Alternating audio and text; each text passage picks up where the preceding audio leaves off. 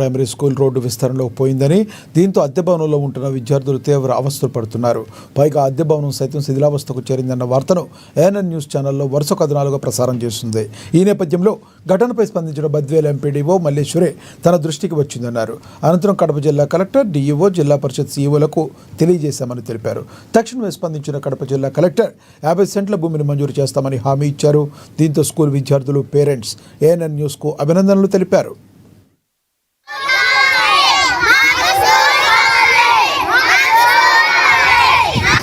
Road పక్కన ఒక బడి ఉంది, అది హైవే రోడ్డు వేయాలని అది పడకొట్టింది.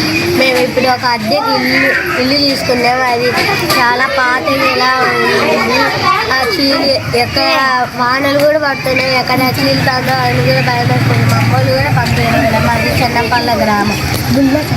మేము గుళ్ళోనే చదువుకున్నాము. గుడే పడిలాగా ఉంది. వైఎస్ఆర్ కడప జిల్లా మా బద్వేల్ చెన్నంపల్లిలో ఒక బడి బడి ఉంది. హైవే రోడ్డు వల్ల బడి కొట్టేసినారు.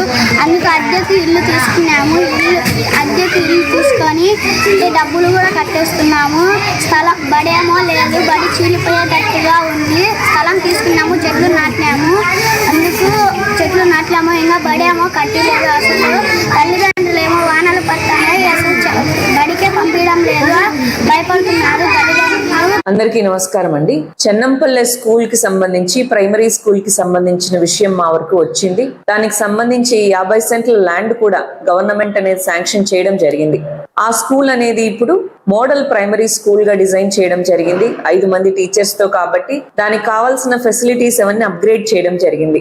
అదే విషయాన్ని కలెక్టర్ గారి దృష్టికి, డిఈఓ గారి దృష్టికి, జిల్లా పరిషత్ సిఇఓ గారి దృష్టికి కూడా తీసుకెళ్లడం జరిగింది. వారందరూ కూడా త్వరలోనే దానికి కావాల్సిన అమౌంట్ ని శాంక్షన్ చేస్తాము, త్వరగా ఆ స్కూల్ కన్స్ట్రక్షన్ స్టార్ట్ చేస్తామని చెప్పడం జరిగింది. ఉపాధ్యాయులకి మరియు పిల్లలకు కూడా మా సైడ్ నుంచి హామీ ఏంటి అంటే, ఎంత వీలైతే అంత త్వరగా మండల్ పరిషత్ స్కూల్ ని కన్స్ట్రక్షన్ చేస్తాము, త్వరగానే అది పూర్తి చేసి పిల్లలకి ఇబ్బంది లేకుండా చేస్తామని చెప్తున్నాము.